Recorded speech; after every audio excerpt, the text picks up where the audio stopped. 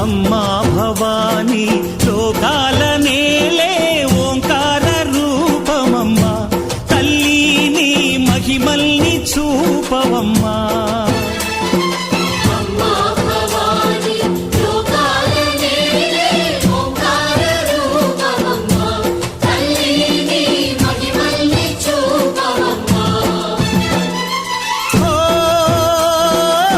సృష్టికే దీపమా, శక్తికే మూలమా, సింహరథమే నీదమ్మా. అమ్మ దుర్గమ్మ భక్తులను దీవించుమా.